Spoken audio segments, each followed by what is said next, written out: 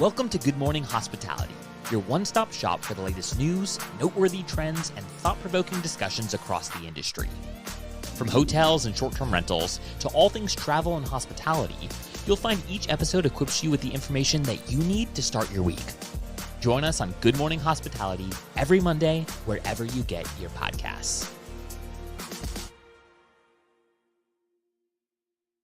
All right, and we are back here at VRMA, and we are covering our updates, our little recap, our thoughts. And we're here with one of our favorite EU co-hosts, Leo. How's your conference going? The amazing Leo. Guys, delighted to be here. Thanks for inviting me back to do more podcasting with you.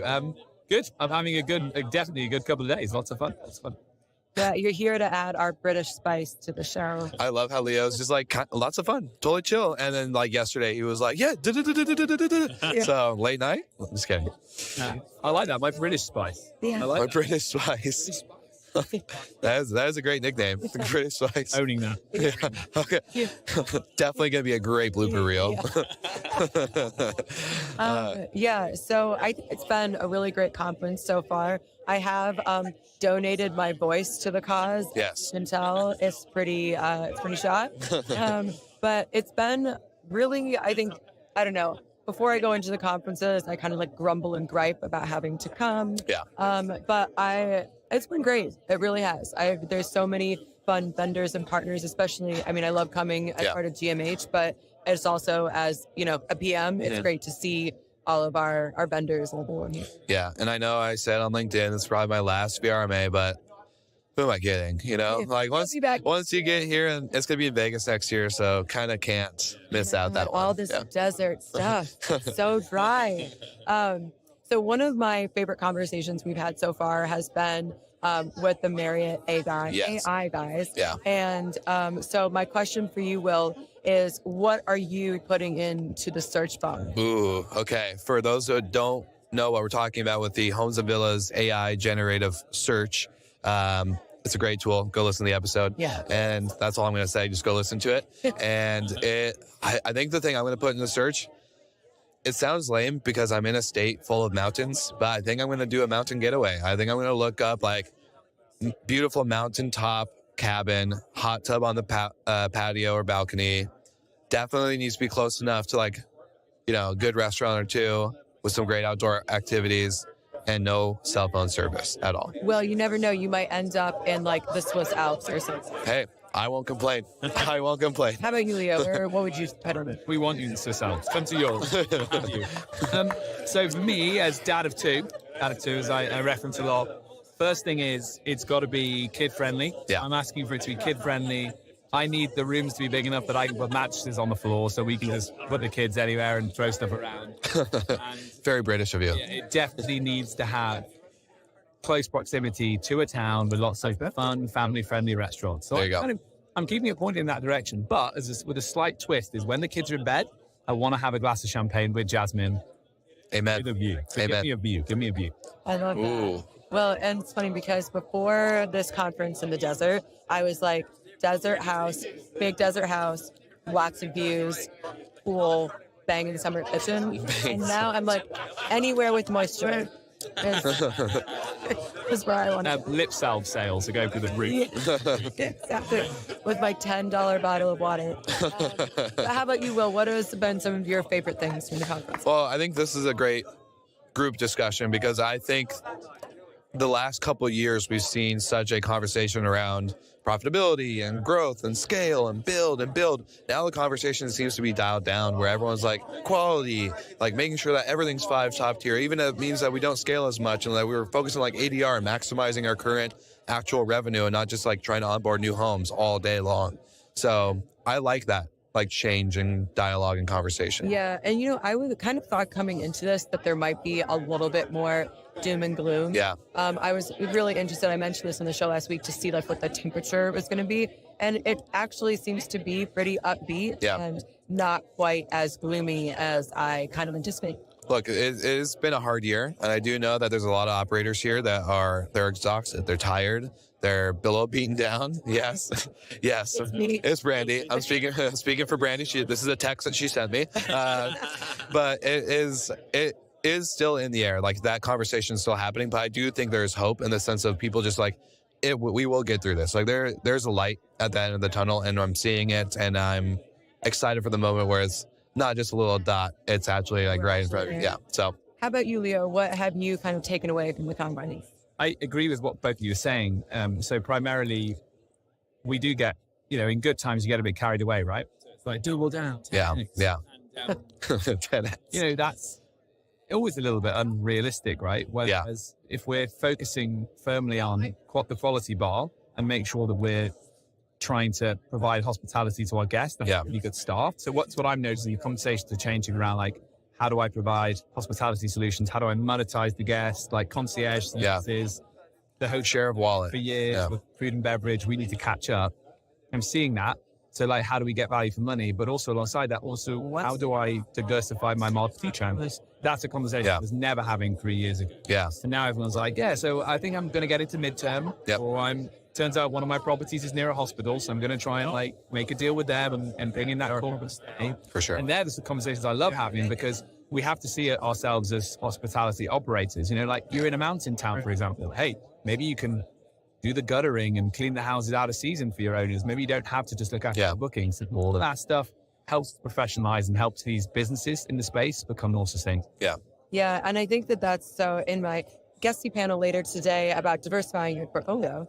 That is one of the things about that I definitely hearing is different types of stays, like the midterms. And it definitely depends on your market for sure. But I really love that operators are thinking outside of the box. How do you make the most of those low season or weekdays or anything where you just have lower occupancy? Getting creative to make more money, to become sustainable. And I think everybody's always trying to figure out, like, how do you make no season not feel quite as drastic? Yeah, not feel low. Not feel low.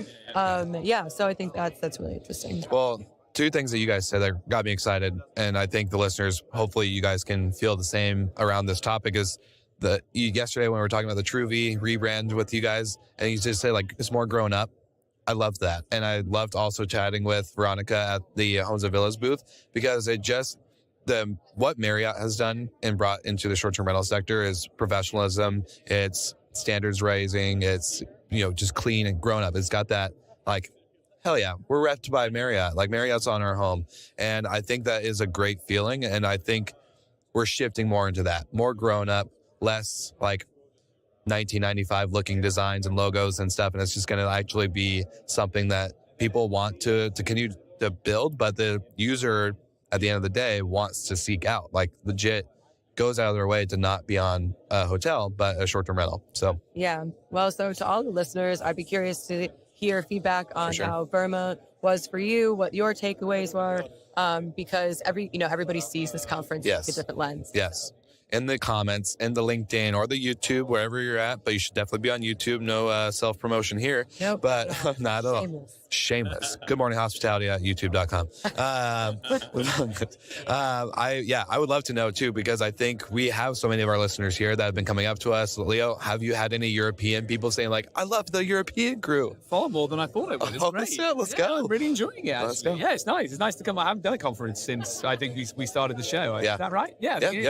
So it's very cool. And again, like I think there's such a need to have education and good news in this industry that it's obviously that's proving very popular, isn't it? And again, where my mind goes with this is we need to come together more to see ourselves as an overall lodging type. Yes. I was very struck by, and you guys featured it as well, the review of the industry that saw that short-term rental has an NPS of 67 versus hotels of 53. That actually is virtually all we're talking about with me, is like, how do we make sure we contribute positively to that NPS? So I get excited when people talk to us and say, like the Europe show, because it means we're all interested in getting better. Yeah, and I think, I know for me personally, a lot of times you get kind of wrapped up in the negative. Like we said, operations is a beatdown. Yeah, 100%. And so to see that NPS of like, actually, people are really enjoying this product type. People are really enjoying their stays. I think that's really important to remind yourselves, like as operators, you are really providing some incredible experiences with people. For sure. And just like always maintain that when things get a little dicey. Yeah. As we get better, everything else will get better, like net promoter scores. And I think it's overall just going to be better. We just need to move forward a little bit faster, maybe. I don't know. We start every conference with a look at what our NPS is. Yeah, and we can just keep track of that. And well, like anything else, I mean, we do our review meetings every week and see which buildings are struggling, and it's good to kind of track where you are. Yeah, you always have to have a pulse. Exactly. The Good Morning Hospitality pulse. Yeah. Well, anything you guys are looking forward to moving forward after this VRMA? I know it's hard to say goodbye after being with our friends that somewhat feels like family sometimes. I know, it's like a little messed up family. No, Very messed up, baby. I really do love seeing all the industry partners, and yes. like I said, I come into the conference feeling like murr, and then I leave and I'm like, I have this new sense of feeling invigorated about going back home, taking like these little nuggets that I've learned. And, it also definitely like strengthens your relationship with vendors. Yes. And it kind of renews your partnership with them, For sure. I think. For sure. I love the in-person just because we all are connected on this and we're all so spread out, and whether it's different countries or different states and different markets. And it's really hard to, take the time to talk with someone in your local market and like actually sit down, just be able to vent and be murr, and all the other stuff. Cause I think we don't get that enough. And to have VRMA, it really does let us get the murmurs out. And then it also lets us actually just like get them out, murmurs out, get those out of the way. And then just like you said, have that more positive outlook on the whole rest of the year, at least. I'm excited for the holidays so that things slow down a little bit. Well, it's so funny. Like I saw, walked by the Sojo party, and they had like congrats on surviving peak season. And from our like our markets, we're like congrats on surviving low season. Like everybody else is kind of like slowing down, kind of taking a breather, and we're like, woo! Finally, it's winter. Like, so it's congrats to everyone. Shout out to Sojo, great party. Yeah. How about you, Leo?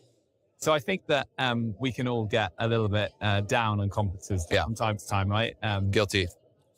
And but we have to remember that I call it the Silicon Valley effect. So like there's that well discussed point that like in the 90s when Silicon Valley companies were coming out, everyone was meeting and mingling, having coffee and dating and meeting in bars, and they kind of all made each other better. Yeah. Really quickly versus other parts of the world. And that's why Silicon Valley that contributed to why it took off. And I see our industry a little bit as being a caravan versus that. So it pitches somewhere else. It pitches up somewhere else 2 months later. So if you try and go to as much stuff as possible, you definitely learn a hell of a lot. Yeah. Strengthen relationships with people. I'm sure that many people get their next job at this conference, or they get it 2 months later. And that's cool. That's cool. And we're all very community focused people. We love seeing the industry do that. So I have to remind myself of that, is that Silicon Valley effect? Because otherwise you go back to your little part of the world. Yeah. We go back to London, we get back in arcade, and we'll have, several ideas of what we can be doing. Conversations we've had. Yeah. And then I need to get out of the cave, get away from Humphrey, and come and meet other people. God for conferences. Thank you. Well said. Yeah. Well said. Oh man, mic drop. Amazing. Well, I love seeing you guys in person. It's like it really a little GMH family. And we're definitely missing Michael. Yeah. But we have a stand-in for Michael right now. But yeah, it's great to see you guys. Yeah. And we'll next year, I guess, Vegas. Yeah. Yes, further. You heard it here first. Good morning, hospitality listeners. We'll see you next year in Vegas. We're not going to broadcast until then. I was kidding. But no, seriously, thank you guys for taking the time for this quick recap. Thank you guys for listening and tuning in, and we'll see you all on the next one.